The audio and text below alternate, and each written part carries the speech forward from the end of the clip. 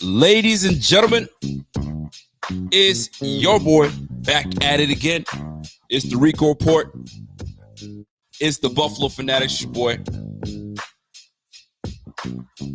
We had a huge game. I don't know how to even just express it. We had a huge game coming down off the high. And it's nice to be back to talk about Bills football still being alive. That's the biggest thing. The Bills are still very much alive, and they're helping themselves. That's the biggest thing here.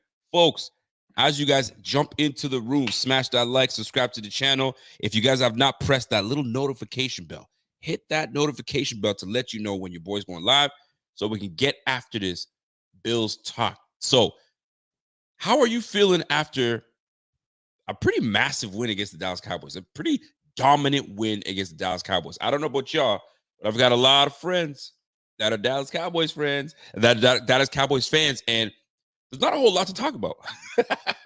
as you might even have assumed, there's not much to talk about. There's just, we've got our tails whooped, and we just got to regroup, refocus, and try to get after another one. So the hope in this whole situation is, because we still need some help. I mean, we could control our own destiny all we want, but some help along the way never hurts. So the Dallas Cowboys going into the Dolphins next week, maybe they're going to be a pissed off Dallas Cowboys, and they come in and handle the Miami Dolphins, which makes us in a better position to do what? Yes, win the division. Folks, we can still win the division. Things obviously have to fall our way. If the Dallas Cowboys, if the Dallas Cowboys take down the Dolphins, I mean, the Dolphins just need to lose once. They need to lose once in order for us to get that, to get the path to the division. The path to the division. So many questions to be answered. The one thing that I do want to ask Bills Mafia, just a short few weeks ago, the pitchforks were out. The tiki torches were out. The chants were getting louder. Fire McDermott. Fire McDermott. Get his ass out of here. Fire McDermott. Crickets now. I don't hear a peep. Rico, you crazy. How you going to support this coach? He's done the same things over and over again. How we going to? I think he's got these boys playing hard.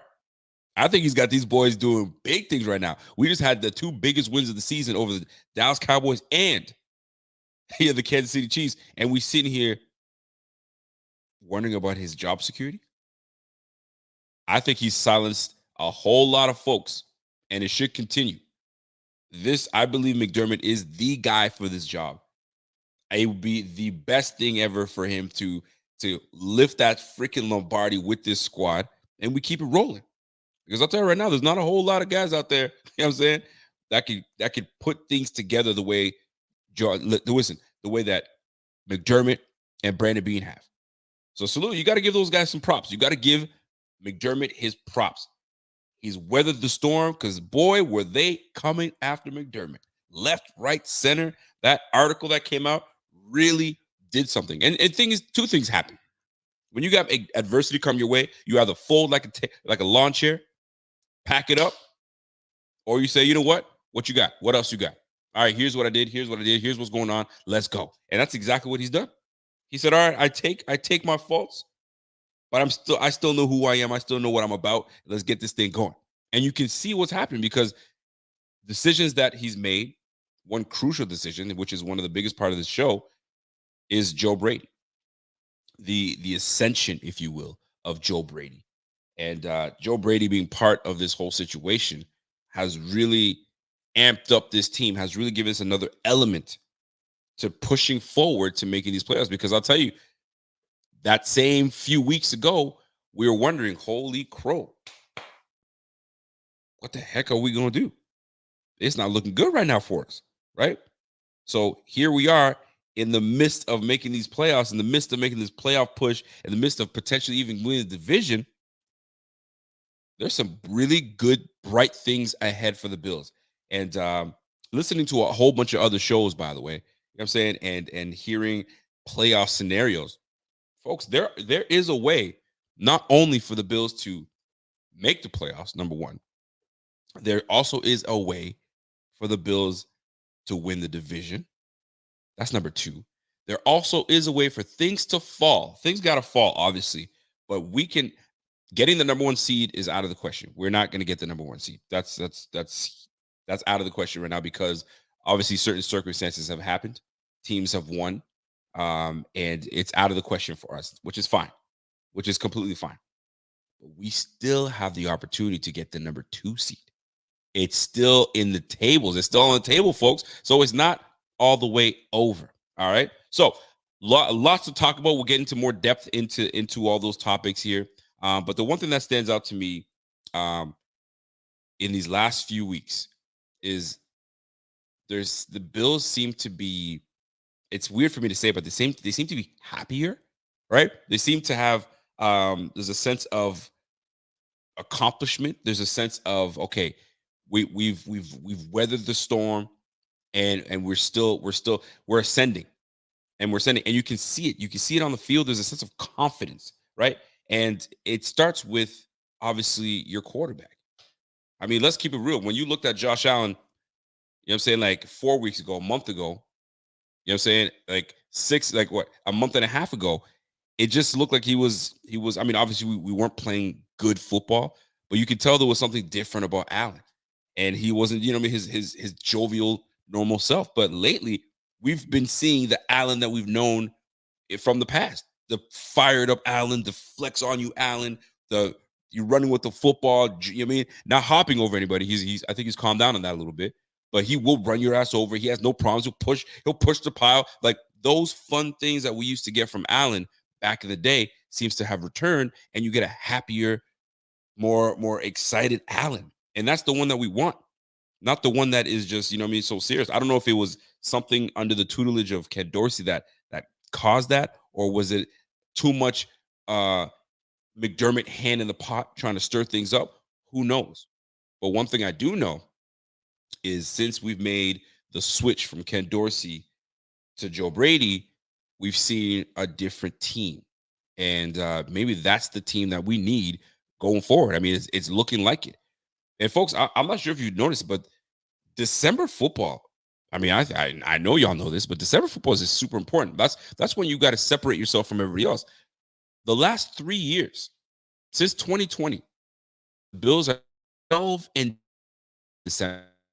We're in December, and we can obviously ante up to a few more games if we continue to do what we do this December. But we tend to play good football in December. Since 2020, we've been doing great things. So let's keep it up. Let's keep the trend up. And it goes to tell you that we kind of dial in.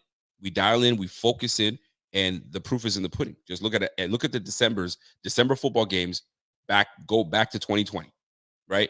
So this is where we start to see the improvements from our quarterback. This is where we start to see improvements from the team and the togetherness, and the proof is right there. It's right there staring at you in the face. I think we're 12-2. Let's keep it going. Let's keep it going, man. So let's recap a little bit. I mean, I'm going to be joined very shortly by the Thigh Doc. We got to talk about some injuries. We've got some big time injuries coming our way. And we're going to obviously be joined by Carl Jones just later on. So we got a packed show as always. We're going to talk about the game that was, and what we're the game that we're going to be looking forward to, the Chargers. Boy, the Chargers are beat up, bro. The Chargers are beat up. The quarterback situation is not great. Coaching situation, that you're about to get a coach that's going to be, I mean, starting his brand new gig as the interim coach. I think in Coach Giff, I believe. The Chargers, folks, they're messy. They're messy right now. But this is one of those games that you could easily stub your toe as a Bills team and think you're going to walk all through the Chargers, and then boom, something sneaks up on you, and there goes your season done. So as much as we want to look at the mess that's happening in LA, let's not get it twisted, man. We got to treat these boys like we treated the Chiefs. We're going to treat these boys how we treated the Dallas Cowboys. Will we have the same running success that we had just previously against the Dallas Cowboys, against the Chargers? Maybe. Who knows? But everything changes, right? There's not you. How many games are you going to find Josh Allen throwing for less than 100 yards?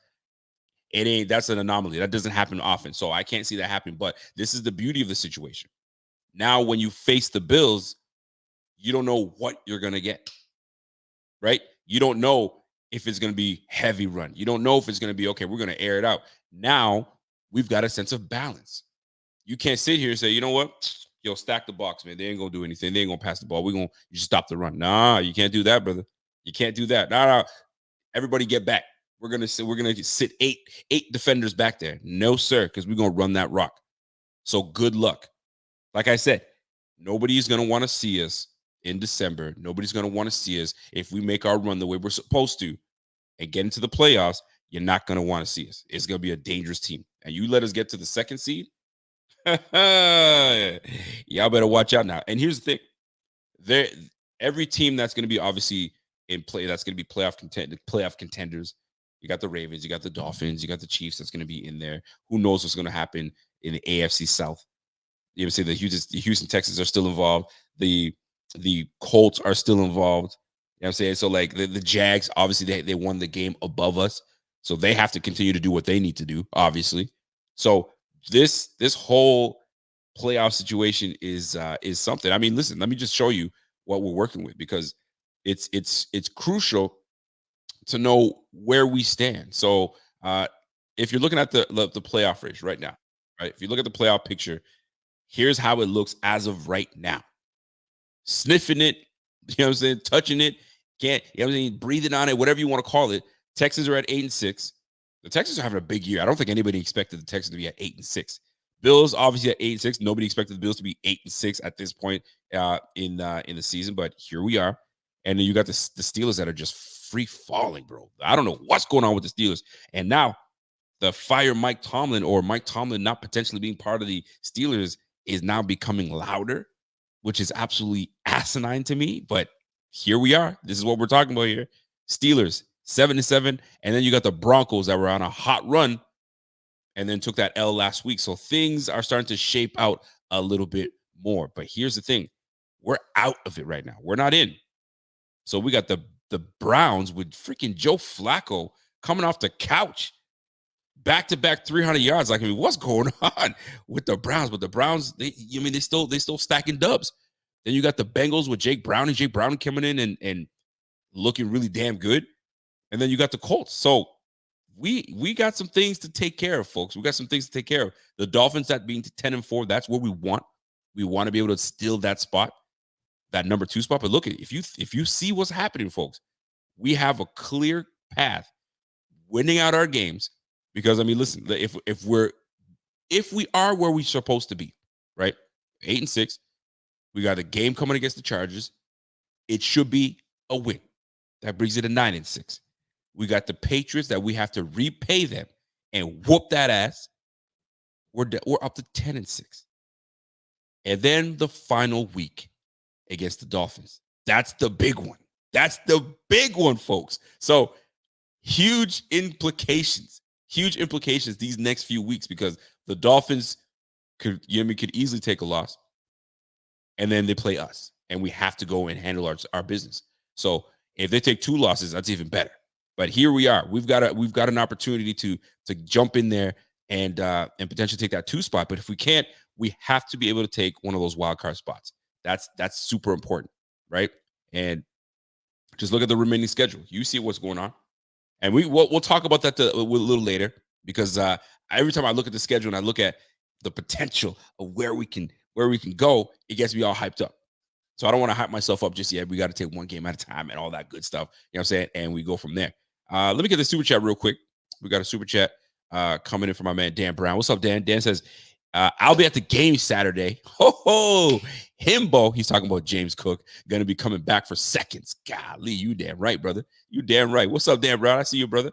We got another super chat coming from my man Signified Nose. What's up, bro? I'm worried LA responds to firing their head coach the same way the Raiders did. Yeah, I can understand that. I can understand that. And here's my reply or my rebuttal to that.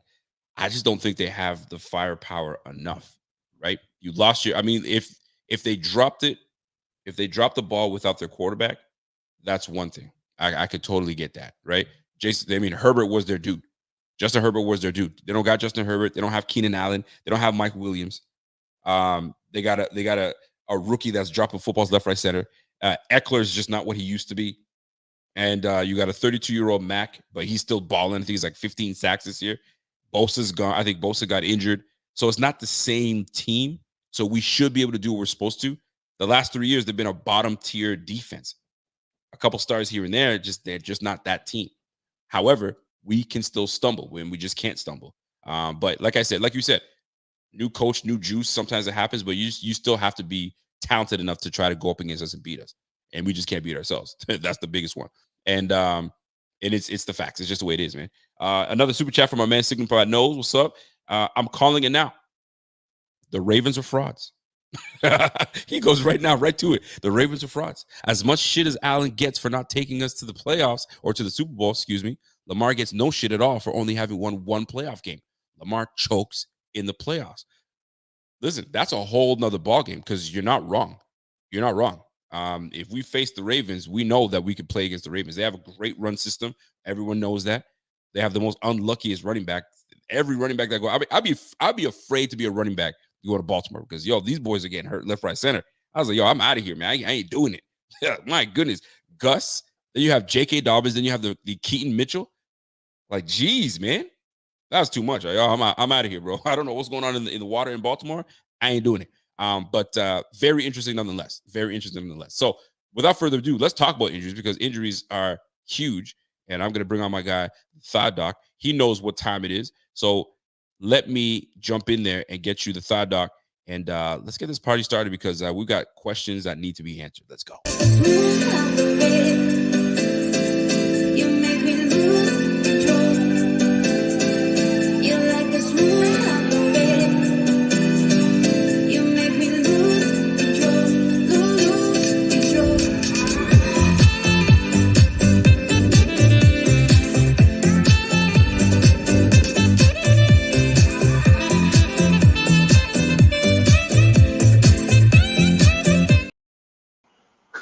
Bye, Doc.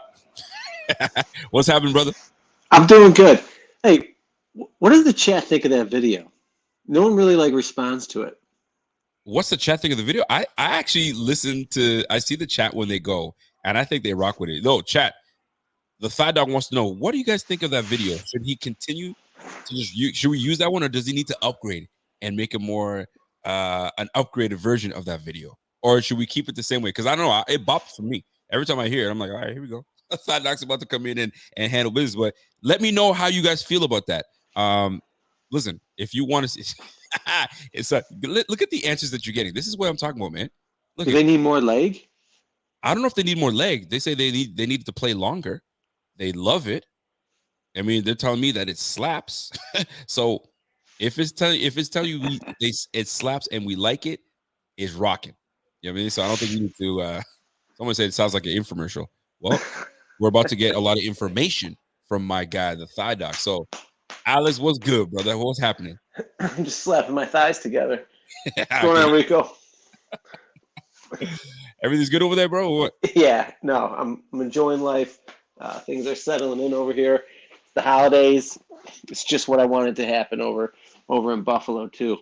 We talked about this, Rico. I mean, I know you want to get into the injuries. I don't know what your time frame is here, but this is exactly what we needed. The Bills, who cares what they did earlier in the year? They're rolling now, and they're rolling at the right time, and I couldn't be happier. Yeah, well, I'll say this though. I don't know if you can see what's on your screen. My homie TD Fins, what's up, bro? He's going through it right now. I feel for you, brother. I mean, I tried to sympathize with you the other day because I've been there before, brother. You have a good wifey. That's the guy. That's the guy who does the staged videos with his wife, right? Stage video. Raw emotion. I think it's more raw emotion than stage. I don't know. He seems like he's acting. I don't know if he's that into the Dolphins. I've never even met a Dolphins fan who takes it that seriously, to be honest. Oh, he into it. He might be a little extra. He puts a little extra sauce on that, but he into it. Yeah, he does. It. But let's talk about it, man. We got some injuries to talk about. One that I'm actually concerned about. is Leonard Floyd. Leonard Floyd, I saw the injury happen. He was holding onto his rib or his side. He came off the field, but then came back into play. So Yeah. how serious is it? I can't imagine is that serious. Well, I mean, Now we've seen weirder things happen. you're right. I mean, if it was the Epinesa situation where he came off, he didn't come back. Right. I'd be worried. Like that's usually a 2-week injury. If it's like the cartilage between the ribs, but he came back out and played, and it wasn't like he left for a long time, got an injection, and came back. I think he might have just got dinged there, and it hurt like heck for a minute, Yep. and then it kind of like shook it off. And yeah, he probably has a nice bruise and some soreness, but I'm not too worried about Floyd there. Well, that pleases me. That very much pleases me. But then one injury that I didn't see happening, and then all of a sudden surgery. Jordan Phillips. Yeah. What the heck? I know. He had a pretty decent game, and then all of a sudden, oh, by the way, I'm having a wrist surgery or a hand surgery. He has a knack for getting hurt in like blowouts when we're all celebrating, like like the Tennessee game when he blew out his hamstring, Yes. And then when we were murdering the Patriots and he like dove for Mac Jones for no reason and like blew out his shoulder. Yeah, it's 3 out of 3 for him there. Oh, yeah, so wrist surgeries are serious. Usually they're worse than hand surgeries, to be honest. And it was interesting. The team said week to week. So we will see. I think that's a good sign. It's week to week. I'm going to assume, Rico, a small cracked bone.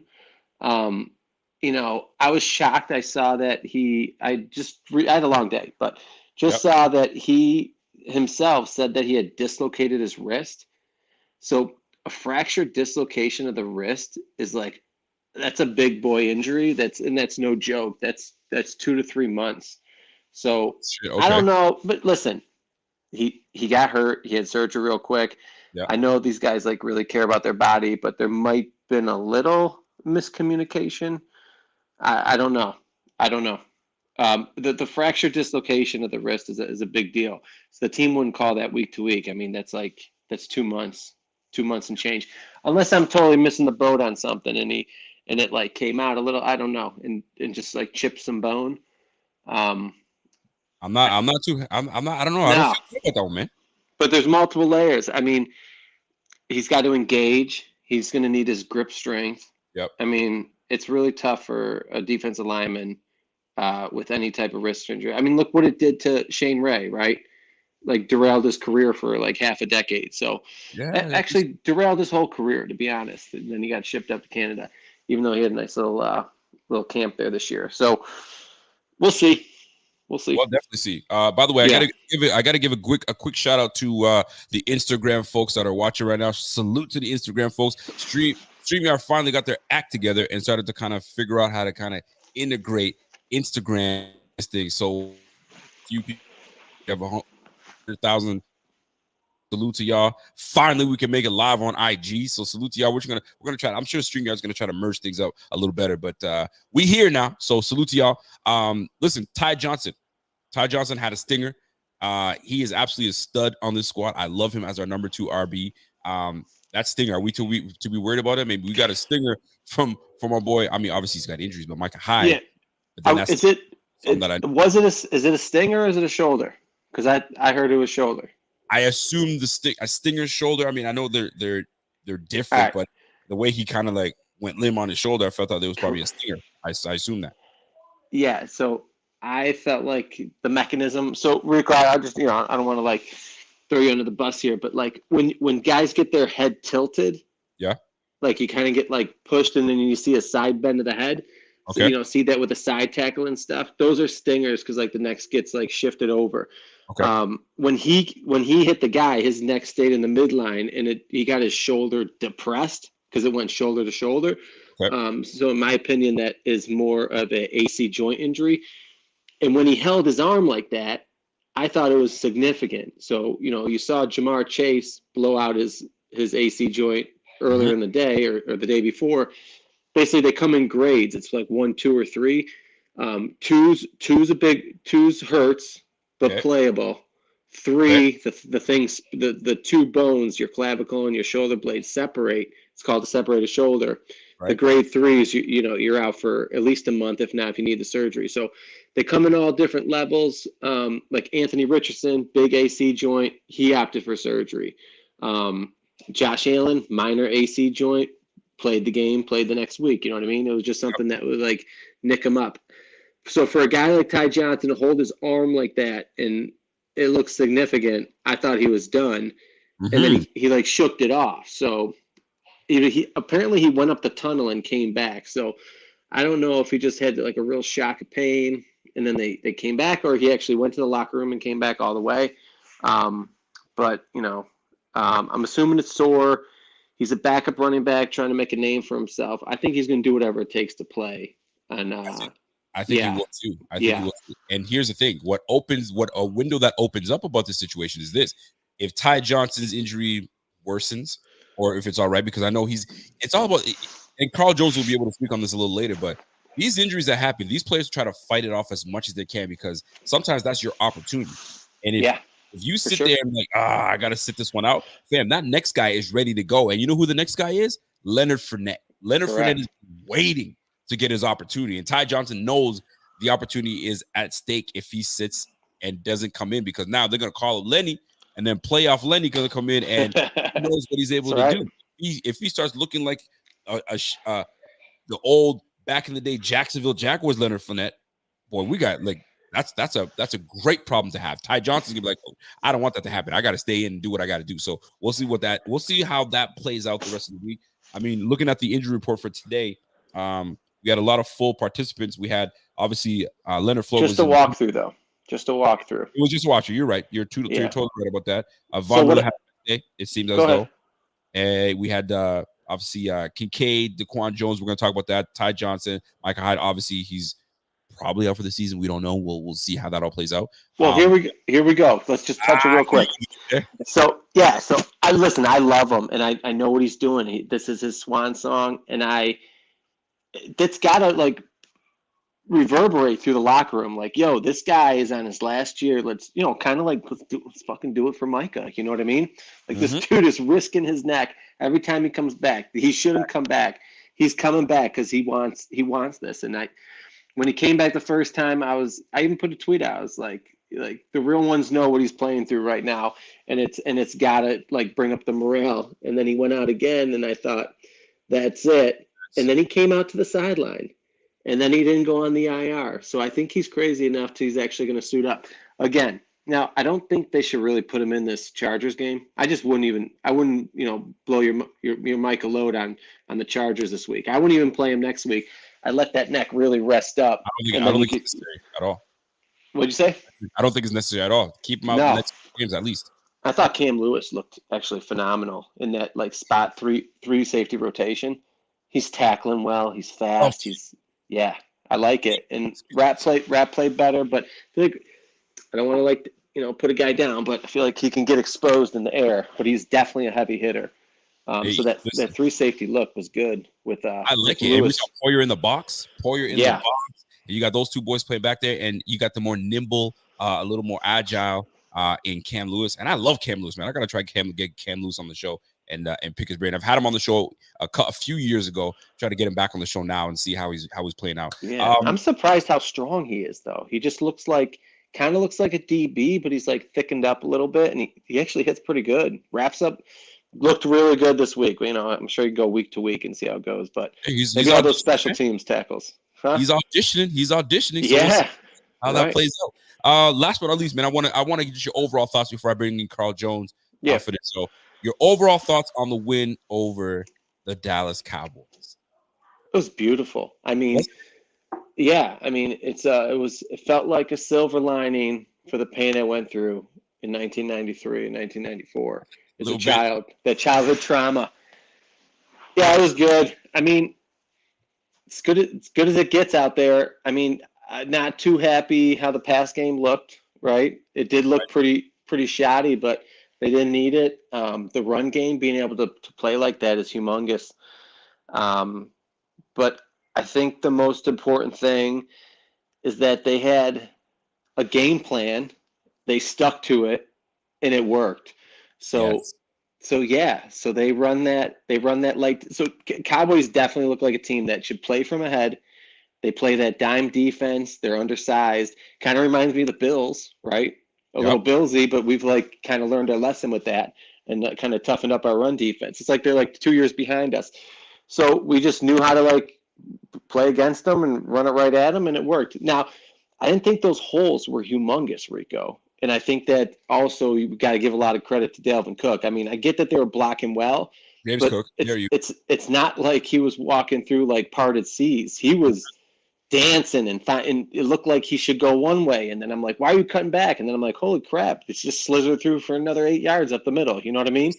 Like, It's called vision anticipation, yeah, man. That's the beauty of having. haven't seen in a long time around here. It's been a while, man. It's been a while. But listen, I love having my guy the Thigh Doc. And the people love it. By the way, if you guys enjoy having the Thigh Doc on Rico Report, smash that like for my man. He's always gonna come back.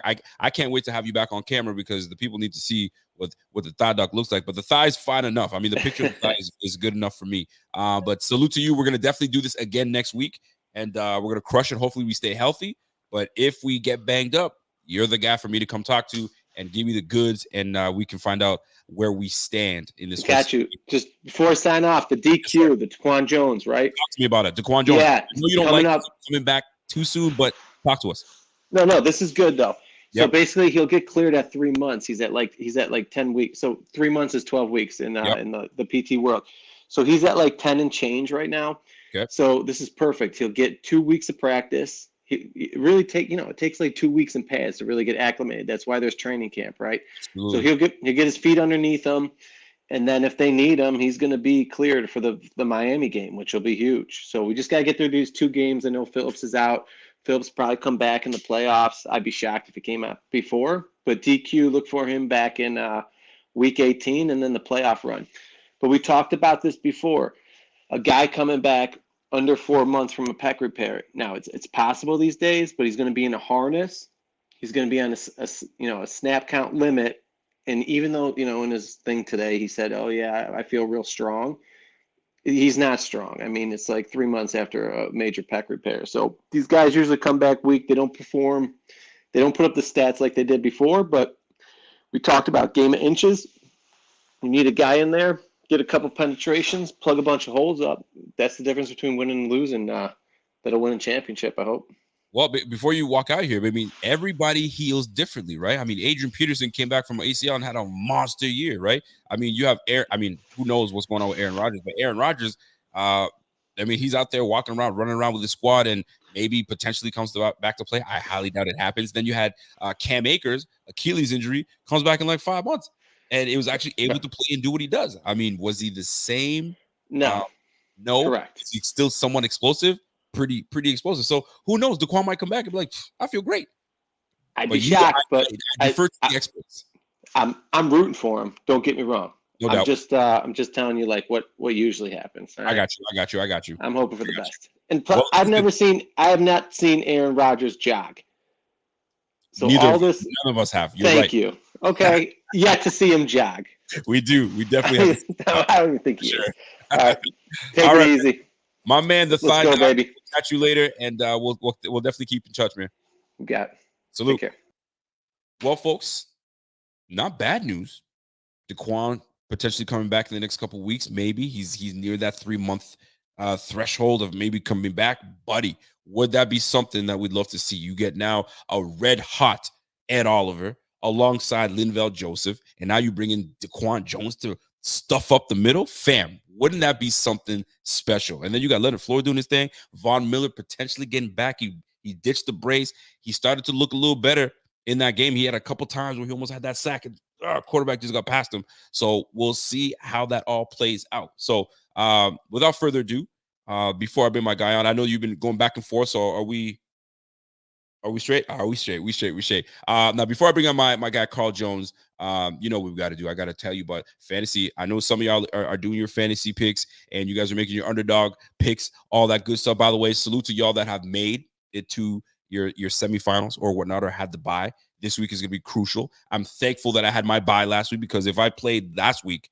or this week or whatever you want to call it, I would have been done. 94 points ain't going to cut it. the guys that I needed to show up didn't show up. Kincaid, I can't have that again. I can't. Anyway, without further ado, I'm going to bring my guy in, and we'll talk just a moment. But Underdog Fantasy is big. Talk about Underdog Fantasy is the easiest place to play fantasy sports. It's also the fastest growing fantasy app in the industry. In the pick'em game, you can pick whether your favorite players will have a higher or lower stat total in that week's game for a chance to win big. And as you already know, I'm going Josh Allen higher in yards every single week. So sign up today with promo code Buffalo Fanatics and get your first deposit doubled up to $100. Visit UnderdogFantasy.com or find them in the App Store. And don't forget to register with promo code Buffalo Fanatics to get your first deposit doubled up to $100. Well, there it is. My guy, Carl Jones, what's happening? What's good? What's up? What's up? I appreciate you having me on yet again, man. Different location this week. I'm always on the road. Actually, I'm in my girlfriend's house in a little office room, so she get to watch her little TV while I get to talk shop and talk ball. So kind of how I prefer it right about now. Listen, I get it, man. I get it. And if she wants to join in and talk ball, she can. Love everything about it. But listen, man, let's get right into the nitty gritty. Huge win at home against the Dallas Cowboys. Man, oh man, I'm sure the stadium was absolutely buzzing. What a huge win for the Bills. I mean, let's talk about it for just a little bit, man. I mean, dude, Josh Allen didn't have to do anything. Like he said, he was like a kid that was part of the project but didn't do diddly squat. He just showed up and said, oh, we got an A? Damn, good job, guys. That's exactly what it felt like. But when you look at this overall game, and I'm going to talk defensively first, let's talk about what the defense did to neutralize the Dallas Cowboys. How did you feel about the defensive backfield? How did you feel about the linebacker play? How did you feel about the defensive front? Talk to me your overall thoughts on the defense, the Bills defense neutralizing this Dallas offense. Man, they were locked in, and I mean they were kind of like playing on one string. I mean, when there were mistakes, they would come back later on in the game and correct those and take advantage of it. Like I tweeted out a play earlier on today where I broke it down where early on in the game the Cowboys hit the Bills on a concept where CeeDee Lamb got his longest play of the game, that 15, 16-yard concept, a little out route, right? Tried to hit it in the fourth quarter. Christian Benford said, not so fast, my friend. Picked it off. That was just like one example of just how well that defensive backfield play up front. They got some good pressure, good games too. I mean, good with Leonard Floyd with some stunts, with Ed Oliver, Gregory Rousseau as well. It was an all-around really sound game from the Bills' defensive core, and you need it against a team like the Cowboys who can get explosive at times. Of course, they weren't perfect. You know, just Dak Prescott misses Brandon Cooks on that deep ball on the second play of the game, but that's how defense is, right? You're not going to pitch a shutout. So regardless, phenomenal game from the defense, by far, in my opinion, their best performance of the year. I thought it was a solid performance, and I'm gonna do you more justice because I love what you did today. By the way, you put out a clip and you were talking about it, but I'm gonna let your own voiceover jump in and do it because if you guys are not familiar with what Mr. Carl Jones was presenting, if you go on, you guys just don't go ahead. On his own Twitter, and he's got some footage clipped out, and I'm about to post it for you guys so you guys can see what's happening. And if you guys can see the screen here, Thing of note: CeeDee Lamb is at the number 3 spot as a receiver. Christian Benford made a big time interception in the fourth quarter against the Cowboys, but there was a play earlier on in the game that directly led to that takeaway. 3rd and 4, second quarter. One thing of note: CeeDee Lamb is at the number 3 spot as a receiver. Antenna should go off as a defense. When the offense puts their best player in that position, they're trying to get him the rock. The defense knows this as well. So the Bills are going to play cover 2. Only thing that you really need to know on this play, Taylor Rapp, who's at the top of the screen, is going to play a deep half look, and then Christian Benford is the cornerback, and he's going to play a bit of a underneath cloud look as a cornerback. So the Cowboys are going to run a cover 2 beater. The number 2 receiver is going to run right down the seam. Brandon Cooks is going to run a whip route, and then CeeDee Lamb from his number 3 spot is going to run a out route at about 15 yards, puts Christian Benford in a conflict where he can't play both at the same time. So we go to the fourth quarter where Christian Benford gets the pick. Same exact play from the Cowboys. The Bills are going to run a cover 2 again. They get to it a little differently, but the responsibilities from the deep half defender and corner are the exact same. However, the difference on this play, Christian Benford gets depth as soon as he sees that number 1 receiver go in and run that whip route. And because of that, it leads him right to the money where he picks off CeeDee Lamb. Might be the easiest interception he's ever gotten. Love the Bills' adjustments in this game. Let me tell you something. You've been talking about how solid Christian Bedford has been. You've been talking about it since the beginning. You said he's a dog. It's just a matter of time when things get put together, and it shows. That play right there, is that more on-the-fly adjustment? Is that film? I mean, obviously, it's film study, but when you see something like that happen, like, oh, I've seen this play in film. Okay, I know exactly what they're doing right now. Boom, and he did it, and it was clear. Second-year player coming in and showing some awareness. Love it. Yeah, so if a play like the first play, for example, when that happens, you're going to go to the sideline. The defensive coordinator or whoever's up in the box is going to call down. We're all going to talk as a defense on the sideline. Like, right, all right, like, what did you guys see? What happened, right? Christian Benford's going to tell you, like, hey, guys, like, it was third down. Like, I wanted to play the up route, like, because I'm not trying to prevent a first down. So we're going to talk about how we can get around that. And then CB, good route recognition, get good down and situational awareness as well, where he's like, you know what? It's fourth down. CeeDee Lamb is at that number 3 spot. They're trying to get him the ball. Yep. And then as soon as Brandon Cooks go in, he's probably antennas are going off like, uh-oh, I've seen this early on in the game. My secondary coach, Jordan Poyer, Micah Hyde, like everyone is like, hey, man, when you see this, let's go. Let's get to the money. It was a bad throw by Dak, but it doesn't matter. That would have been picked off either way it goes. It's a phenomenal play. I mean, because it's one thing to watch film, right? But it's another thing to execute it out there on the field. That was one thing that I always tell people. Just like, yeah, you can watch all the film you want, but it still takes a certain type of baller to execute and be a playmaker out there on the field. So good things come to those who work hard and apply things on the field. And that was certainly a very, very impressive play from Benford.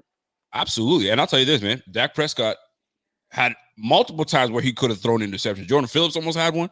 You know what I'm saying? Jordan Poyer almost had one on the back end. He was ready to, listen, there were opportunities. There were multiple opportunities for us to pick up Dak Prescott. Dak Prescott's MVP, would you say it's a wrap? That defensive prowess, that defensive scheme that we put together, it kind of stalled Dak Prescott on his MVP run?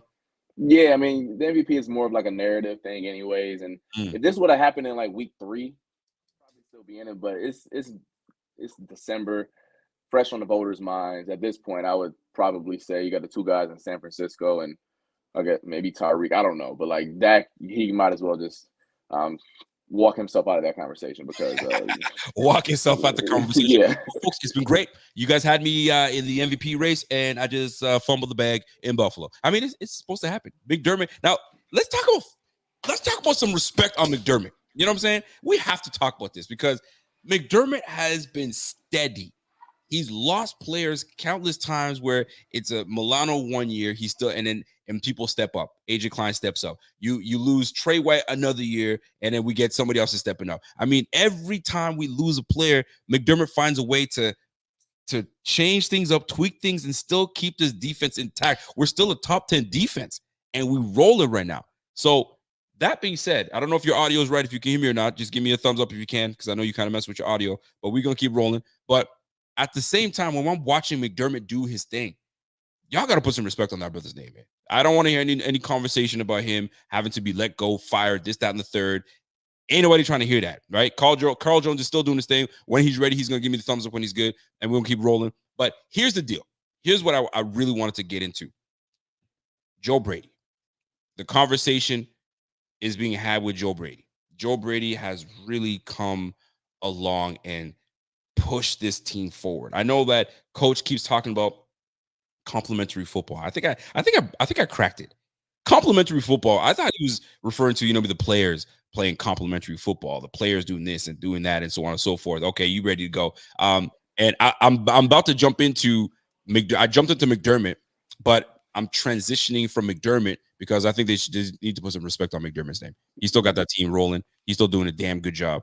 But he's made the decision to cut Ken Dorsey and bring in Joe Brady. And this is where I need your conversation in this. And then we're going to get into I'm watching the time, though, by the way. So, Joe Brady. Is it too soon to talk about taking off the interim tag and making him OC full-time? Am I overreacting? Am I in my feelings about how he's done the last 3 weeks? Because 4 weeks, if you will. Because if you think about it, I got a little something to show everybody here, and I hope I put it down here. If you guys can see this, all right? in the 6 games preceding, and I found this. I was looking for statistics, and I mean, somebody put it together for me. So great.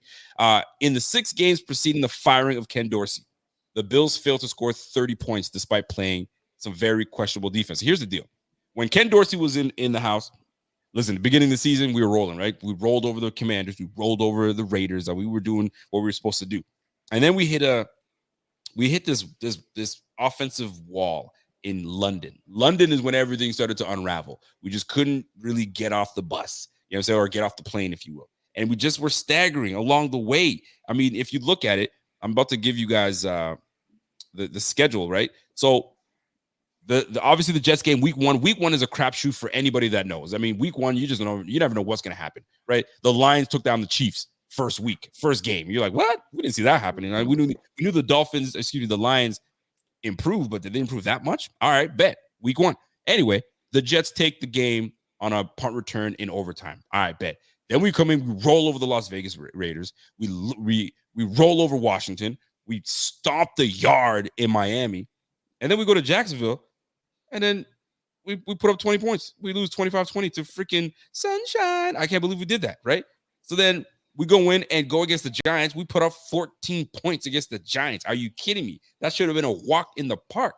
So now we're like, okay, what's going on with Ken Dorsey? And then we lose to New England, 29-25. And then we go into Tampa Bay and barely got of Tampa Bay, if not for a Hail Mary that Chris Godwin didn't turn around. And then we obviously lost to Cincinnati. I think that was the one that we lost. I believe we deserved to lose that one. We didn't play well enough. And then we go to Denver and lose to Denver, and all this under Ken Dorsey's watch. And then here comes the switch. And I got to go back to my graphic. Here comes Mr. Joe Brady. So Joe Brady comes in and says, bump all that. In 4 games since Joe Brady, Jets 32 points, Eagles 34 points. I know, and we lost that game. We lost in overtime, but think about it. We could have won that game. We should have won that game. So 32 points in a win, 34 points in a loss, 20 points in a defensive prowess win against the Chiefs. That's a big one. And then we hang 31 on the Cowboys. Interim tag gone, or do we keep it? What do you think?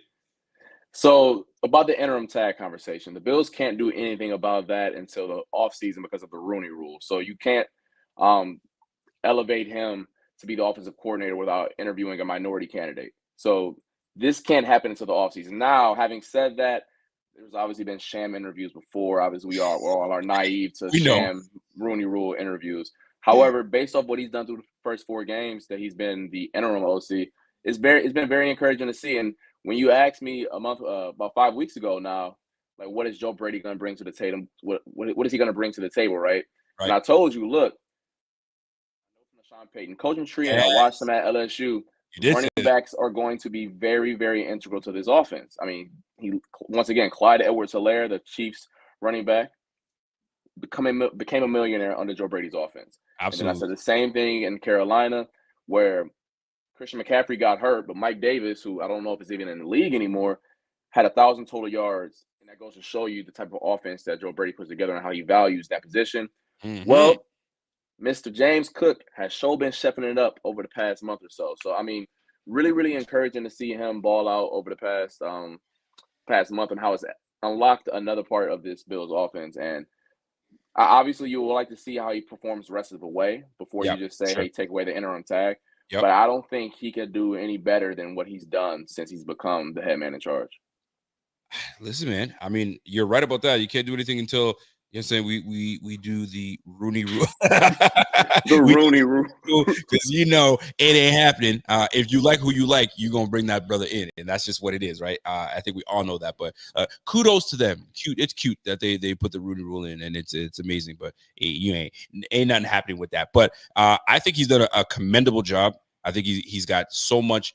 I guess there's a new, en français on dit joie de vivre, okay? And you're probably like, what happened? What's this brother talking about? There's a new life. There's new life for this brother, man, because he had his opportunity, obviously, with Matt Rule, that bum, and they sent that boy packing, and he ain't doing shit in college ball right now anyway. And they let him go.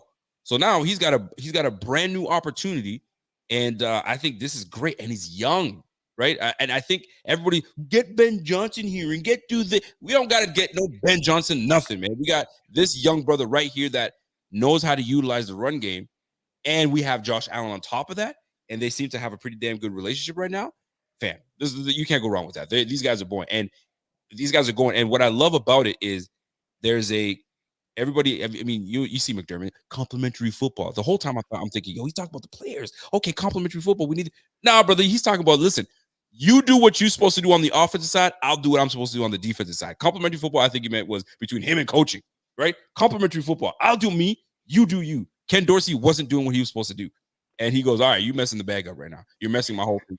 You're not trusting the process. All right. Do what you're supposed to do. I'll do what I'm supposed to do. Complimentary football. Let's roll. And here we are. So I love what's going on with Joe Brady. I hope Joe Brady continues to do what he does. And what I love about Joe Brady, they asked him about him and his. Let me go get the video here. They asked him about the question about why did he continue to keep running the football? Why didn't you switch up? And look at the response from my man Joe Brady, man. Yo, keep it simple. You know what I mean? Keep it simple.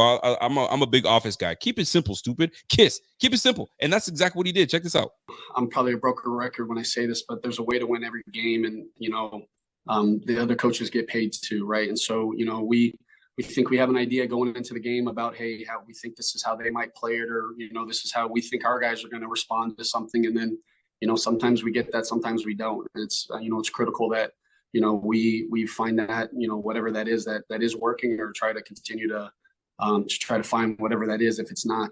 And so, I think last night was just a product of, I don't think anybody envisioned being able to have that much success. I'm not going to sit here and say I knew that going into the game, but I felt confident in the guys up front. I felt confident that we'd be able to run the football, and, it wasn't broken. So why try to fix it? And, I was proud of the way that the guys responded and kind of how they played. And, they didn't blink. They were like, do it again. And just seeing our receivers and our tight ends, even Josh, just the way that they were playing, knowing that the pass game wasn't the emphasis. It was a lot of fun to see. Lot of fun to see. If it ain't broke, don't fix it. What are you doing? Like, don't put your tool belt away. It's fine. We ain't got to change it. And they ran the ball and ran the ball and ran the ball. So I think we can both agree in this situation is if we're going to do the good, the bad, the ugly. And we're going to switch things up a little bit today, because I want your thoughts on certain things. But we'll do a quick session on the good, the bad, the ugly, because I know time is of the essence here with you. So I can go to about 9:20. I bet. Let's roll. I see you. Bro. All right. So check this out. The good, the bad, the ugly. I mean, let's talk about. I think we could both agree James Cook was absolutely sensational. Talk to me about James Cook and what he meant to that offense, what he's been doing. Just the other show, I had to do a formal apology. You know what? I'm just going to do the formal apology right now. Folks, I don't know who's got the form. Somebody find me the form. Somewhere. I'm officially signing the form to say, you know what? I apologize, James Cook. You are that dude. I'm telling you, his game last against the Dallas Cowboys was it for me to say, okay, now I can trust this guy, because I see 25 touches tells you a lot about what an RB can do. It told me he's conditioned. He can take 25 carries, no problem. He was inside the tackles, outside the tackles. Fam, I loved everything about it. But it all stems back from the Denver game. When he got benched for fumbling, he's been a different back since. I don't care what anybody wants to tell me. He's been a different back since. And that, I apologize, good sir. There pissed me off and start going backwards, because there's no going backwards now. You got a new OC, and he's cooking with you, and he's letting you cook. You the chef right now, man. So chef it up. My man James Cook handled business against the Dallas Cowboys. That's my formal apology. We got to go. I mean, so we'll go from there. But James Cook, wasn't he great? Wasn't he sensational? Awesome. He was awesome. I mean, there's not many superlatives that you can add to how you just beautifully describe what he just did. I mean, he's also gotten better too. So I give yourself some credit here. He's not the same player he was when he first got to Orchard Park last spring. He's definitely a much different back. Like I think that's also fair to say. But I got two things I want to hit on. One, break down.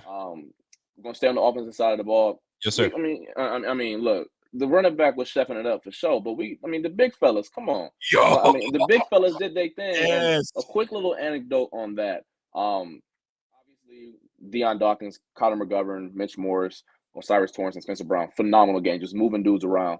And I was down there on the field for that game, and it kind of gave me flashbacks to when I was playing. I played at Syracuse, for those who don't know.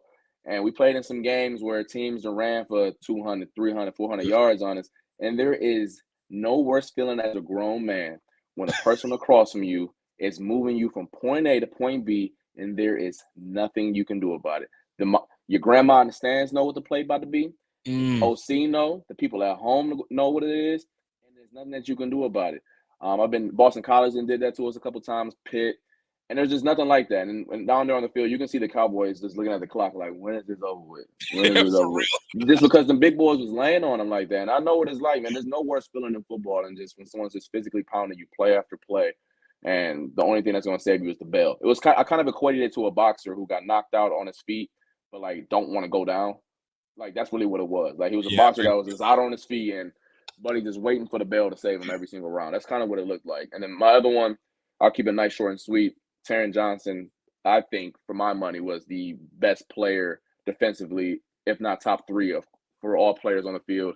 In coverage, blitzing, tackling, phenomenal. His best performance of the year. One of his best performances as a Buffalo Bill. Just phenomenal. I also tweeted a video of that if you guys wanted to see what he did. And that was only like 8 of the plays he made. He made like 10 other ones. Just phenomenal player. Because I said earlier on this exact same show, CeeDee Lamb versus Taron Johnson, that's going to be the game. And Taron Johnson said, my boy, you in Orchard Park, this is my crib. I'm about to dominate. And boy, he dragged him to the deep end, and CeeDee Lamb wasn't trying to swim. I absolutely love it. And guess what? I'm about to try to find there it is. So I'm gonna clip that. I'm gonna go right to it because I'm not gonna let this pass by and not play that clip. So folks, I'm gonna play you guys a clip here of Taron Johnson that my man Carl Jones put through. Let me just share that screen because I haven't even seen it yet. So this is gonna be the one that I want to see as well. So it's no audio. You can just play. I'll talk over. Yeah. Oh yeah, you gonna narrate that? You're the man. Yeah, there's no audio on the clip. There's no need to narrate it. Like the play speak for itself. It was that great. All right, so let me click out right here and let me open that thing up if you guys can see it, and we're gonna get this thing cracking here. There we go. So talk to me. So where we at right now? Well, this gotcha. I mean, just he's in a slot right here against CeeDee Lamb. Look at that. Go somewhere else. Don't come to me. Like be physical with CeeDee Lamb right here, off coverage this time. If you are gonna catch it, I'm gonna put these hands on you. I'm gonna be physical with you. No yak after the catch. Once again, in the slot, line up against CeeDee Lamb. All pro season from the Cowboys receiver. Physical. Go somewhere else. Lock them up. Do not come at me. Once again, if CeeDee Lamb is gonna catch it, we're gonna put these hands on him. No yak. Take him down right away. CeeDee Lamb is like top 5 in the NFL in yak. Taron Johnson said that's not happening against me. Once again, off coverage, running back catches it. I'm taking you down right away. You ain't going nowhere. That was just a couple of the plays where Taron put on a phenomenal showing. I'm not kidding when I say that's one of the best performances he's ever put together as a Buffalo Bill. Brother, I'm gonna tell you right now, man. I'm watching these games because they were taking a lot of the underneath because that's what Dak Prescott. He had no choice. He was like, yo, they're taking away what I want. I want the corner. I want the middle because he loves the middle of the field. They said, not today, bro. You ain't taking the middle of the field. And every time it was either Pollard, it was Jake Ferguson, it was whoever. And it wasn't just a wrap and go and bring you down softly. You were getting hit. The wood was layeth down in that game. So Taron Johnson, I said I was a little worried when you said, ooh, Taron Johnson's gonna have a heck of a fam. He absolutely killed it. We didn't hear much of CeeDee Lamb. And it was that BS end around that got him into the end zone. I mean, other than that, CD was just CD. That was it. So salute to Taron Johnson. You called it. It's gonna be a big matchup. He answered the bell, and you've got to love it. So to me, the O-line, the run play. I mean, obviously, I was in love with what James Cook did. I mean, $179. That's crazy against a Dallas defense. That's a pretty damn good defense. Now, excuses I've been heard was these guys were playing with one linebacker and they're playing with like 4 defensive backs. Listen, that ain't my problem. You know what I'm saying? I used to have a buddy that would say, yo, don't make your problems my problems, bitch. We ain't got nothing to do with that. You know what I'm saying? Step up and do what you're supposed to do, because if you won that game, it would have been like, whoa, look how exotic he went. He went with 1 linebacker and 4 DBs to stop Stephon Diggs and this, that, and the third. Man, ain't nobody trying to hear that. Dallas Cowboys. Listen, let me take a little sip of your tears. And we done with that. Let's move on to the bad. I mean, where do you want to go with that one? Let me start with this one. The bad for me, I mean, I don't want to call it bad per se, but we continue to. I mean, it was a lot of rain, so I knew this wasn't going to be a whole lot of passing. But Gabriel Davis, yet again, non-existent in this game, and this would have been a perfect game for Gabe Davis because this is going to be a possession game. We're going to just take what they give us, go underneath, routes here, routes there. Gabe Davis, to me, once again, non-existent. But is it his fault? And this is where I'm going to give him a little bit of grace, if you will. It's not his fault. I mean, if your quarterback's not looking your way, or if the opportunity is not there, they didn't scheme you open or whatever the case is, what can you do? But yet again, he's no catches again. So to me, that's the bad. I gotta say it, but I'm a little on his side. Like, it's not his fault. But what do you? I mean, you might go a different route. What was bad for you? Yeah, it's all relative when you beat a team by 21 on prime time against one of the better teams in the league. True. So this week's bad isn't comparable to some of the previous weeks. I would stay on the same line of thinking. The secondary options for the Bills offense: Dalton Kincaid, Gabe Davis, Dawson Knox, all those guys, Khalil Shakir. Bad in the terms that they didn't get in the stat book. But once again, some of that is game. Not some of that. Most of that is game script when the offensive line is literally pulverizing the other team every single play. Yep. I mean, you just got to be a good sport and just say, hey, I'm just going to block my tail off today. So for me, that would be the bad. I mean, once again, if that's the worst thing that the Bills can complain about, I'm sure they'll take a 21-point win over the Cowgirls every single week. Indeed. Well, I mean, there wasn't much ugly in this game. I don't know if you have any, but I do. Yeah, I do. Tell me what you got, man. It ain't nothing crazy because I was on the field. That fourth quarter rain was ugly. I'm sorry. That was ugly. That was ugly. Because it was raining the whole game, but it really wasn't that bad. It was like a little drizzle. Whoever's at the game in the comments, let me know how y'all felt. But like, it was a little drizzle, nothing crazy. Like, I was cool. But that fourth quarter, that was OD. The rain started to come down. I was like, I didn't see all that rain before. It just started to pour. I was like, I was highly upset. So yeah, that was man, no brainer. Ugly. What? Whole bunch of E's on the end of it. I ain't like that at all. UGLY. I hate that rain. Hate all of it. So for me, easy. I mean, that's the only thing I can think of that will remotely be ugly from that game from a Bills perspective. That rain was atrocious in the fourth quarter. I ain't like a second of it. I will say this. Let me tap in on the ugly. The ugly for me, obviously, was Dallas Cowboys didn't show up. That was an ugly loss for Dallas Cowboys. And it wasn't just because they lost. It was how they lost. You absolutely got bullied. You got bullied from quarter one to quarter four. Like you said, it was a boxing match, and you just like, yo, ref, ring the bell because I'm done. That's exactly what it was looking like because Dak wasn't efficient enough. The run game wasn't efficient enough for them. Nothing was working out. So to me, at the end of the day, what it comes down to is this. They messed up. It was ugly. And what's even uglier is Skip Bayless taking the jersey, walking it over. I don't know. Did you see what Skip Bayless did? Oh, taking the jersey, walking over and throwing the Parsons jersey in Dallas Cowboys fans are unraveling. It's an ugly sight. It's an ugly sight. I called my brother to talk to my brother. My brother's making all these excuses and making all this nonsense. And it's ugly. Dallas fans, take the L. Learn how to, take your L's well and keep it pushing. So to me, that's what stood out. That was ugly. Now, the one thing I did want to touch on, because I haven't done this in a long time, and it's kind of word association type of thing, and it's called I used to call it 2 words, but I'm gonna just give it thoughts, 2 thoughts, and I might name something in the game or name a player, and you just give me your thoughts on the situation. Are you in? Got you. What's up? All right, let's do this. So we're gonna play 2 words.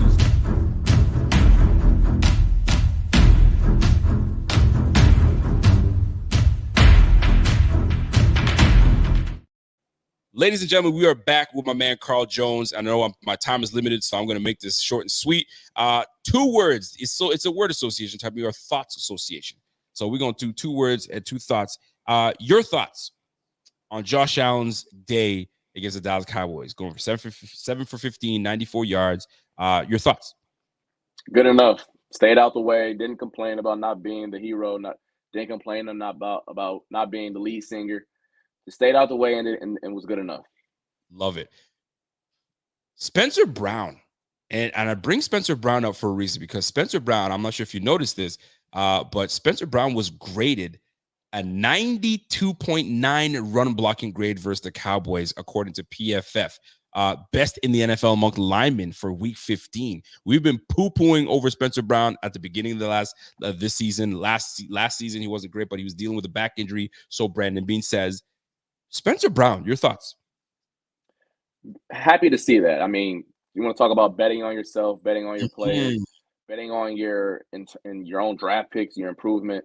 When it works out, it's the greatest feeling in the world. So shout out to Bean for trusting his process. Shout out for Spencer Brown for getting healthy and improving as a player, because I mean, I think a lot of us had concerns about that right tackle spot, and he kind of put those concerns to rest. All right, a couple more, and I'm gonna let you go. Gabriel Davis. We'll see. Like, those are my thoughts. Like, I mean, I think the writing's on the wall on how this is going to turn out at the end of the year. So we'll just see how these last 3 regular season games and however long a postseason run lasts. We'll see. I mean, I think we kind of know that his trajectory as a player here in Orchard Park is going to look like boom or bust. So we'll just see what we get from Gabe from every single week. Buffalo Bills' chances of making these playoffs.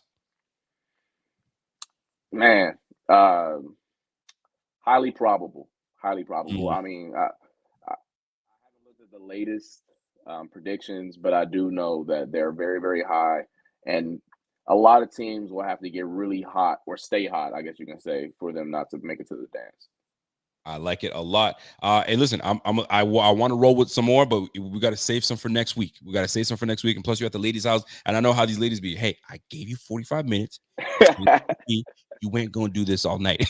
Yes, babe. So I'm gonna let you get on with the day.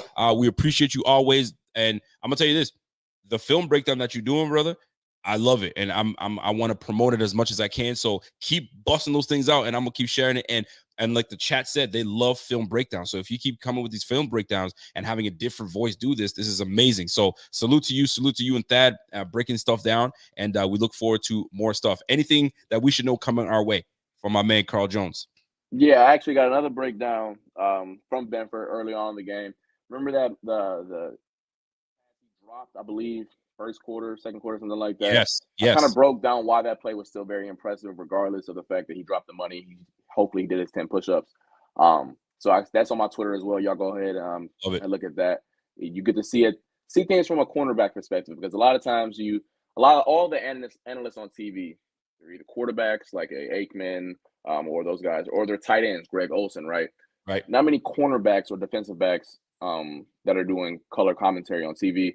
So you don't really get to hear things on the fly, right? So I think it's kind of cool to hear from that perspective as well. So Thad and we're going to get in the shop tomorrow. It won't be tonight, get in tomorrow night and break down the film again. And then that'll be out Wednesday night. But I appreciate you for having me on, man. It's all love. I'm happy that we met under much happier circumstances this time around, as opposed to that Eagles loss, which was tough. But all love. Appreciate you. And I can't wait for next Tuesday. Listen, man, we're gonna keep cracking this, and we're gonna keep doing it, man. Listen, it might even turn into the Rico and Carl show. You never know, brother. We're gonna keep doing it, man. So salute to you, man. And everybody, if you guys are not following my man Carl Jones, listen, it's at Jones11_ on Twitter or X, whatever you guys want to do it. Salute to you, man. We'll do it next week, and hopefully we crush the Dolphins. Playoff this thing, man. Salute to you, man. We'll catch up, brother. Sounds good. Yes, sir, man. So that's my guy, Carl Jones. If you guys appreciate Carl Jones coming on the show and giving his time and talking ball, and the fact that he's doing film breakdown, fam, every film this brother breaks down, man, is going on the show, and we're going to crack that thing. And he even said it, man, Teron Johnson, it's going to be a big game for Teron Johnson. We're going to see what he's made of. And I will tell you, I'll be real with you. I was a little worried that Teron Johnson was going to have a rough day because CeeDee Lamb was having such a big day. But then I remember who we have. My man Pierre's going to love that one. Remember who we have. And it starts with Sean McDermott. It starts with having a defensive front that can get after it. And it starts with guys that know their role. They know what they're supposed to do. And we absolutely neutralized the Dallas Cowboys. I mean, jokes aside, that's a good team. That's still a good team.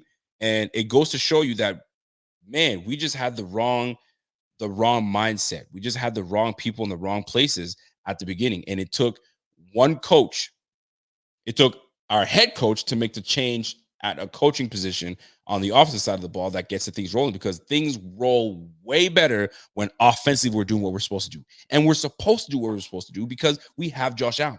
When a team has a top 3 quarterback in the game, you should be able to do great things on offense. It's usually the defense that falters, but we have a great defense, a great defensive mind. We have an elite offensive quarterback. My goodness, man, we should be rolling. So sometimes, I mean, everybody knows the cliche. It's not how you start, it's how you finish, right? And it really is. It's not how you start, it's how you finish. So a lot of times you go and you try to mac on some girl a little bit, and your pickup line didn't quite work out.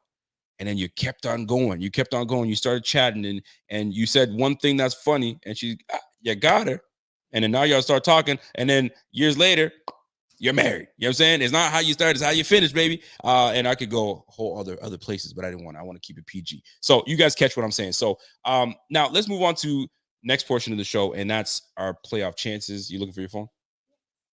Your playoff chances, our opportunities ahead of us, and where we stand and where we are. So let's talk about it right here, right now. I got into it a little bit earlier, but I was looking at our playoff chances. So a lot of times people are wondering, like, hey, where are we? Where are we really? Like, what are our chances of things happening? So forget about the guys that are in the hunt, because we're in the hunt. The whole bunch of teams are in the hunt. Who cares? It's about the guys that are in the wild card spot.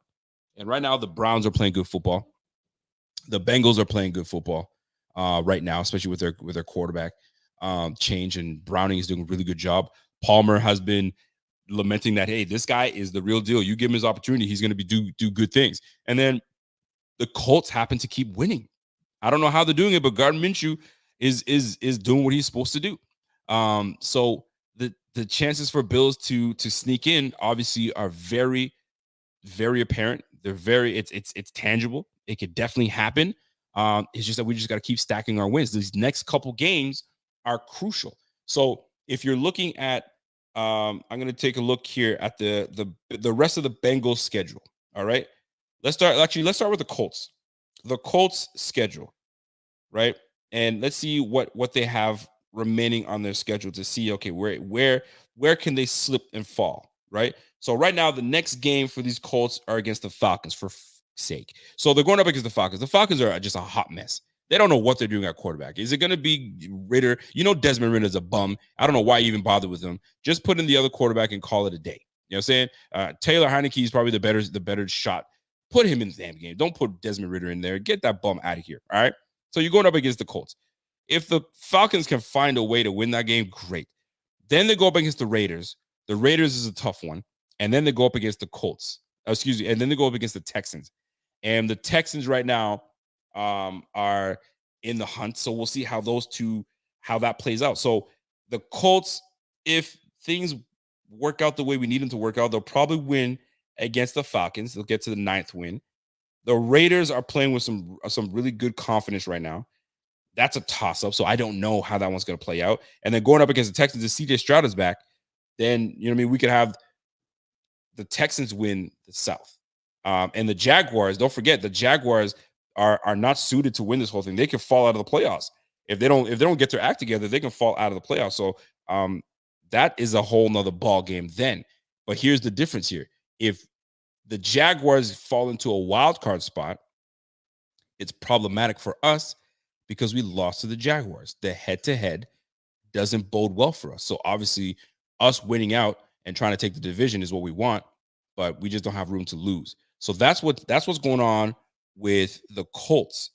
Let's go to the Jags and find out what the rest of the remaining what's it looking like for the Jaguars going forward. So if you look at what the Jaguars have left, they got to play the Buccaneers, which is a big game. The Bucs are playing really good ball right now. So if the Jags can lose to the Bucs, great.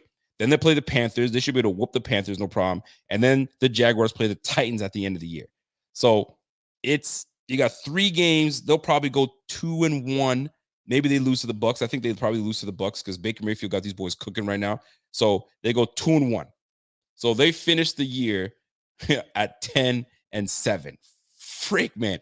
A lot of teams are going to be finished at a 10-7 this year, and who knows how this all plays out, right? 10-7. Jeez. All right. So we're sitting here at 10-7 with the Jags. Let's just say they finish 10-7. So next up, let's look at the Bengals. What do the Bengals have next on their list? So if we go to the Bengals here, and the last time the Bengals and Jaguars played, the Bengals won that game, by the way, just so you guys have an idea. So the Bengals play the Steelers next. And Mike Tomlin and these Steelers, they're just not playing well. And I just can't see Steelers winning that game. And if they do, great. If they don't, then that's a problem. But Bengals will take down the Steelers. Then the Bengals play the Chiefs. The Chiefs should be able to beat the Bengals. I mean, they're pissed off right now, so they should be able to beat the Bengals, but they also had some struggles against the Patriots, so who knows how that plays out. And then they play the Browns. So let them boys beat up on each other. But here's the problem. Both those teams are in the wild card spot. So it's going to be nasty for the Bills, regardless of how you look at things. So there's the Bengals. And now, what the hell the Browns got next? So the Browns, on the other hand, they've got the Texans next. That should be a goodie. Then they have the Jets.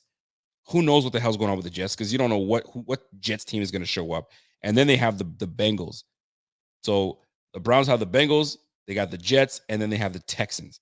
So of those 3 games, the Browns, depending on what Joe Flacco decides to show up, let's just say they take the Texans down. Let's just say they take down the Jets. And they go up against the Bengals. The Bengals is a toss-up. So maybe they go 2-1. So there's 11 wins for the Browns. They're probably going to get that wild card spot. It's going to be them and the Ravens. So now that leaves 2 wild card spots for us. Oh, that makes it tough. That absolutely makes it tough. So here we are trying to figure things out. And if these teams don't take care of their business and do what they're supposed to do, maybe the Bills can sneak in. But if they handle what they're supposed to do, it just makes things way tougher for the Bills. But like we talked about earlier, all the Bills have to do is win out. They have to win out. Now, most importantly, the Dolphins.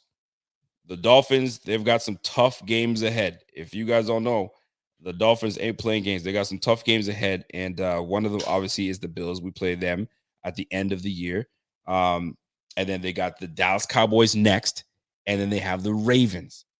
So the Ravens, I mean, someone earlier said the Ravens are a fraudulent team. You don't want to trust the Ravens. I mean, I don't know how y'all feel about the Ravens, but the Ravens are they play well, man. Lamar Jackson is still a stud.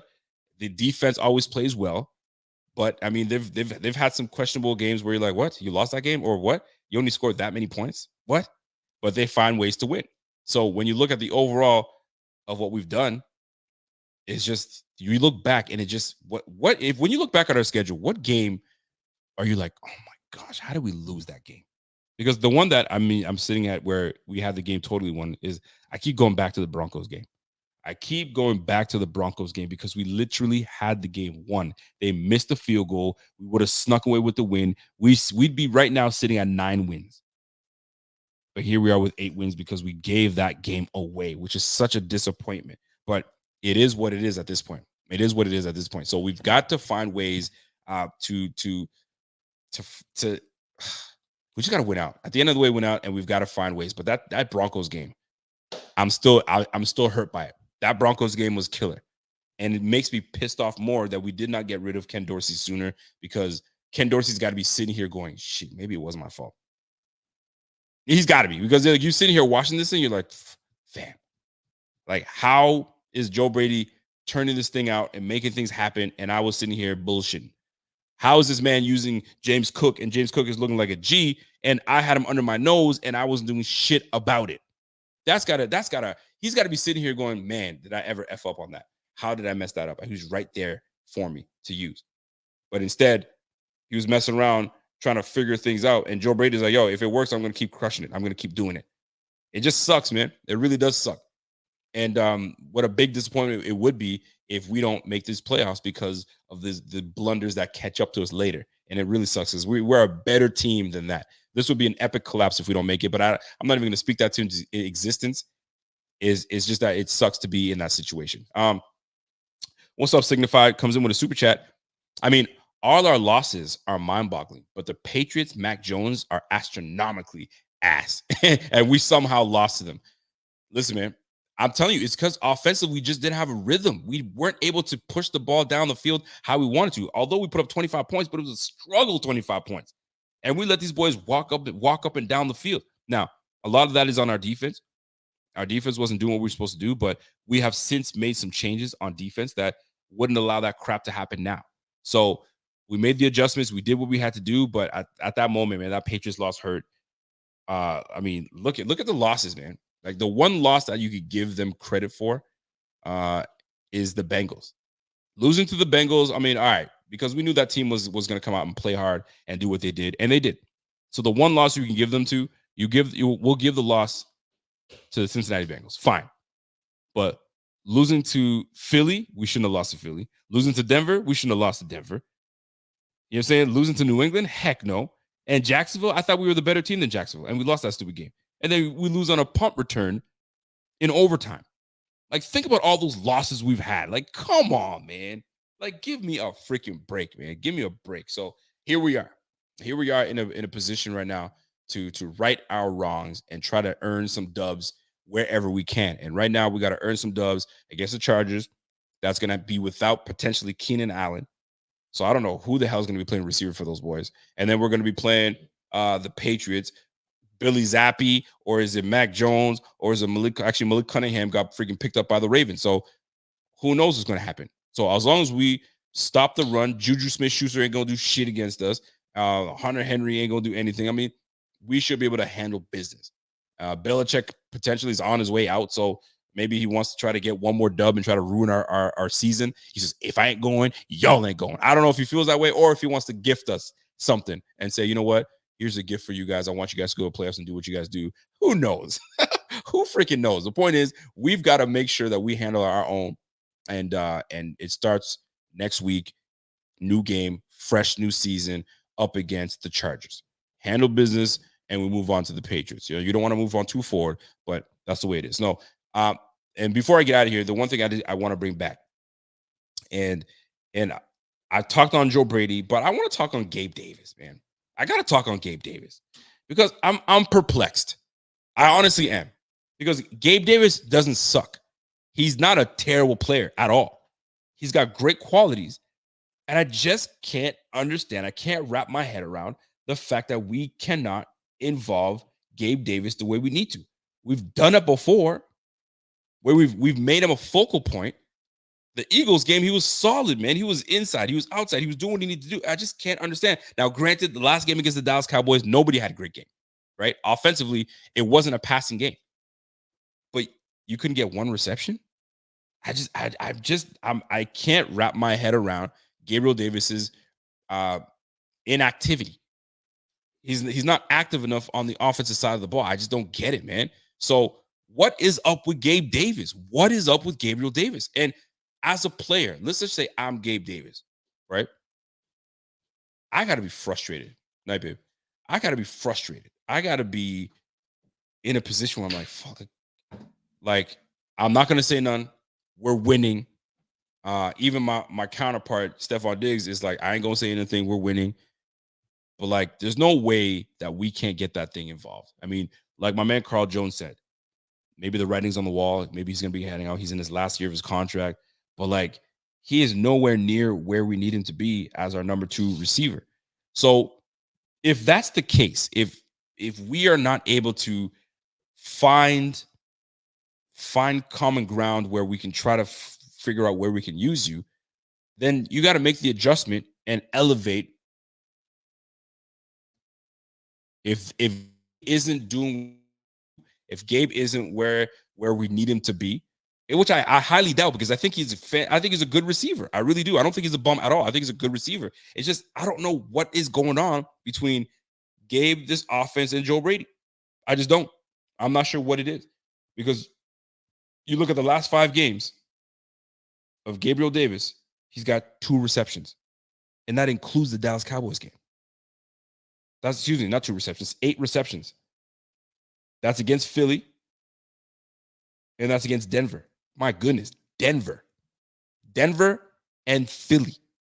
So he's had 2 receptions, 0 receptions, 6 receptions, 0 receptions, 0 receptions. Now, granted, he only had 1 target, in the Dallas Cowboy game, and he had 2 targets in the KC game. 12 targets against Philly. So, like, what's going on? I don't get it. I really don't get it. Are they waiting for him to show up into the playoffs, and then all of a sudden, if we get into the playoffs, and then Gabe Davis shows up? I just can't understand it, man. So something has to give. And if it's not working out, if you feel like, okay, he's just not where I need him to be, it's just not working out, his route running is questionable, I don't know.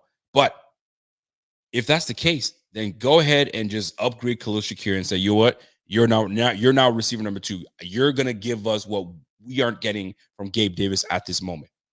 Go ahead and make that change. So make it's a Stephon Diggs, Khalil Shakir, and Kincaid show. And then the rest of you guys are going to be role players. I don't get it. I mean, what, the chemistry between him and Gabe is not working? Josh Allen and Gabe? They can't be, because off the field, they're damn close.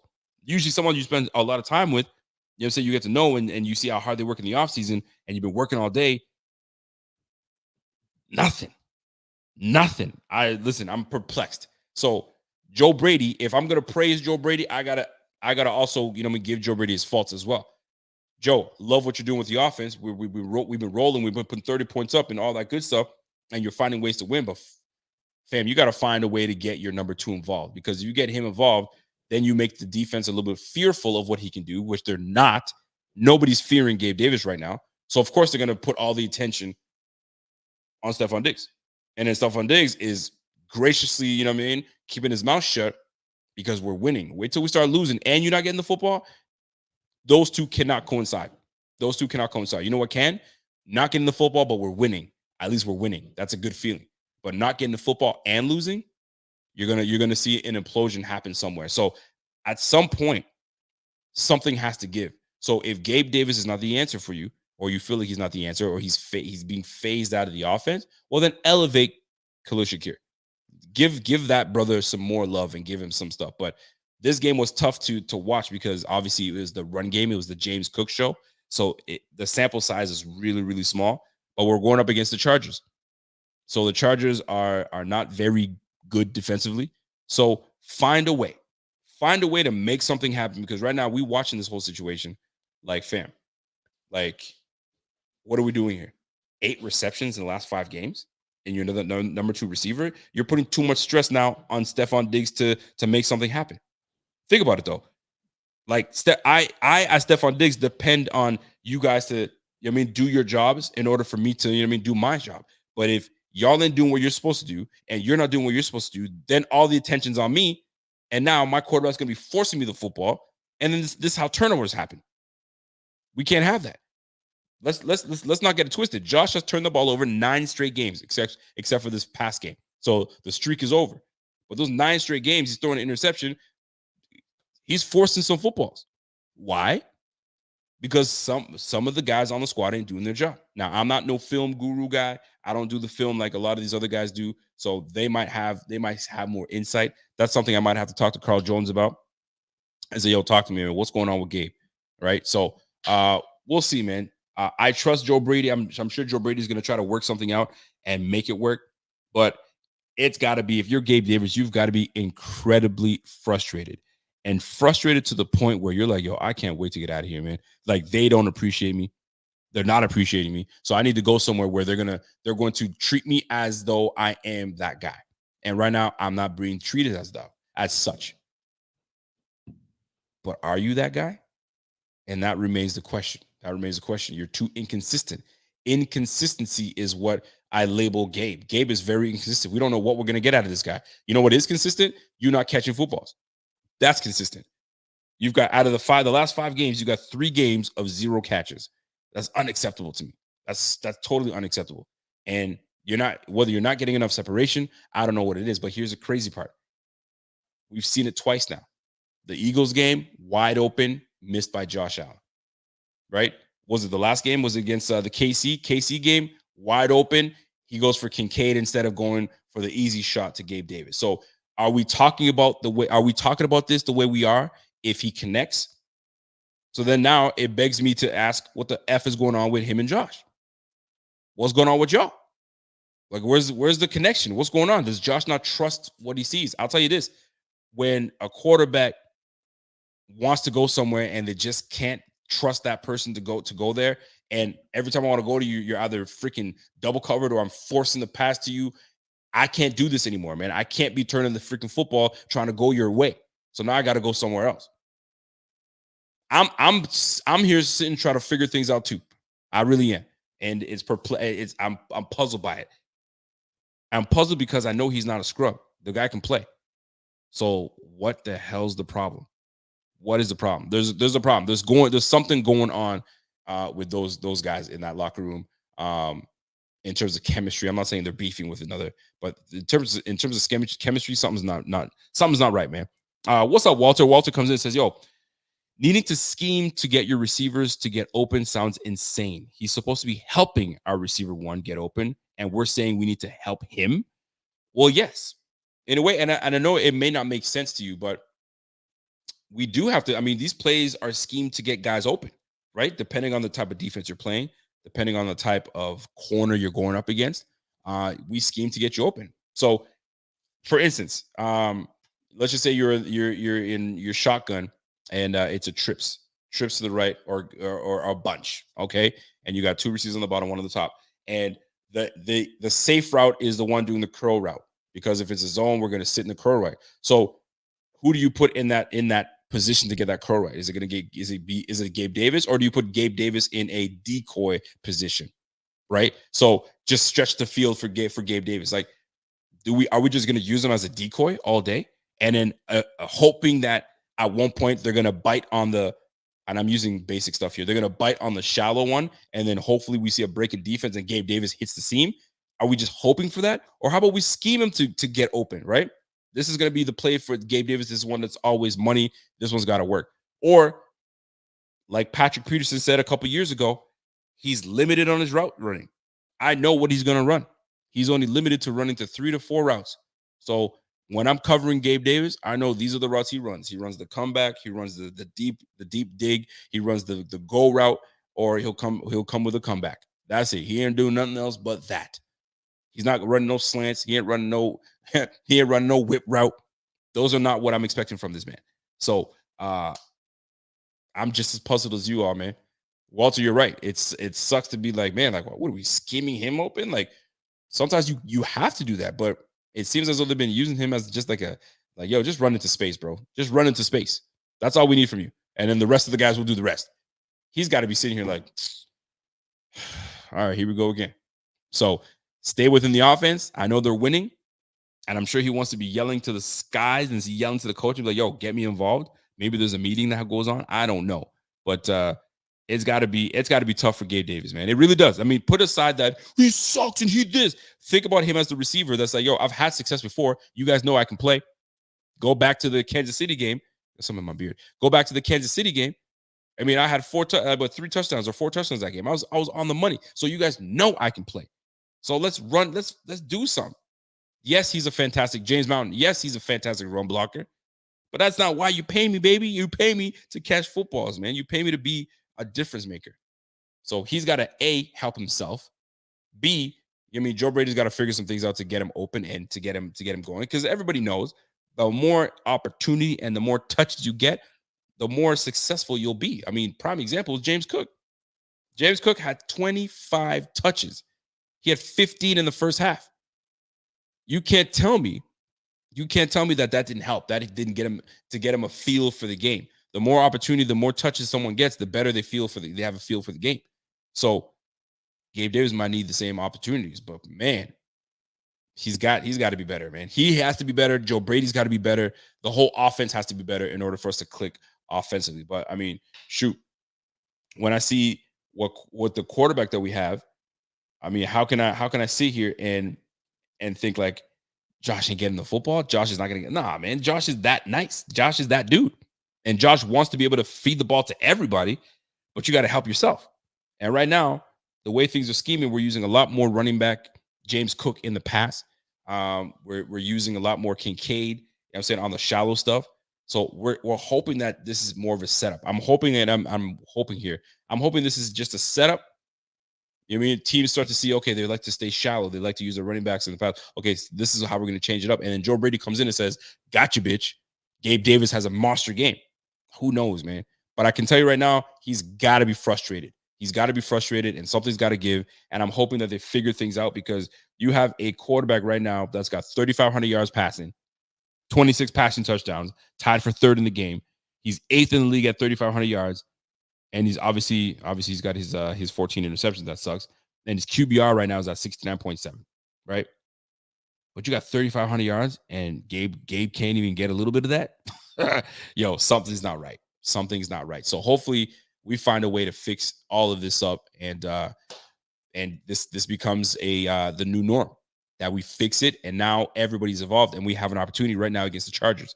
The lowly Chargers aren't good defensively, so hopefully we can scheme these guys open, tune up, fine-tune our offense, and keep going until we get to the Patriots to repay them a visit, and then to the Dolphins. And then hopefully by those 3 games, we go on a run, we get into the playoffs, and we are the most dangerous, badass team going into the playoffs. But we'll soon see how that plays out. We don't know. But listen, man, we're watching. Now, if Gabe Davis ain't it, and if Joe Brady feels like I just can't win with him, if he's like Mike Singletary, I just can't win with him. I can't. Well, if you can't win with Gabe Davis, well, then elevate Khalil Shakir. Elevate Khalil Shakir and just get Khalil Shakir more touches and see how he plays out with that. I mean, you want to bring in Andy Isabella, bring in Andy Isabella. I don't care. Do something that gets us moving the rock and gets the pressure off of Stephon Diggs. Because at the end of the day, we want Stephon Diggs to excel. We want him to do what he's supposed to do. He had an amazing catch in that game. That was just unbelievable. So get these guys involved, man. So that's on Joe Brady. That's on Aaron Cromer. That's on, you know what I'm saying, the whole offensive crew. And hopefully they can kind of find, you know what I'm saying, where they're supposed to be. But right now, there's got to be a big frustration with Gabe Davis, because that's the big thing to me. Gabe is not playing the way he's supposed to be playing. He is not. He's not at all. And I know he knows it, and it sucks. But fam, we need more from you. We absolutely need more from you. So that's my time, folks. Hope you guys enjoyed the show. We had my man, the Thigh Doc, kind of gave us an update on the injuries. And we also had my guy Carl Jones on, and he gave us a great insight on the film study of Christian Benford, and how his nose is in the film room. So only great things can come from that. Next year is going to be a whole different ball game, because Trey White comes back. Who knows what kind of position Trey White's going to be in when he does return? Will he be the same? Will he not? Well, we got Rasul Douglas, we got Dane Jackson, we got Benford. So I think we're looking all right. We just got to figure out what we're doing on the back end for the safety spot. But that's a whole different ball game, whole different conversation. The Bills right now are 8-6. We have a grand opportunity to stack a couple more wins to get us to 10 wins. And then the final game of the season against the Miami Dolphins. Golly. We stomped the yard the first time. We got to stomp the yard on them again. So if you guys appreciated the show, do me a favor, smash that like. And we will soon get together. I got my girl Laura says, yo, great show, Rico. Got footage and graphics. And Instagram, proud of you. Listen, man, the laptop is doing wonders, my girl. It's doing wonders. So we're doing big things, man. I'm able to share stuff. My stuff ain't freezing. So we good. So salute to y'all. Appreciate y'all. Y'all have a great night. Somebody said the other day, does he always have to do such a long introduction and a long outro? Yes, bitch. Yes, I do. That's how I do it. I got to make sure I cross all my T's and all that stuff before I get out of here. Because a lot of times I end it and I was like, oh shit, I should have said that. And I didn't. But that's learning. You got to learn. You got to learn the ways. But anyway, I said what I need to say. You guys have yourself a fantastic evening. Let me cue my music. And you guys, I'll catch you guys again on Friday. Friday show. And then guess what? Saturday night game against the Chargers. So be ready. We'll see you guys next time. Until next time, it's the Bills. It's the Buffalo Fanatics. It's the Rico Report. I'll catch you on the flip side. Peace. Let's go.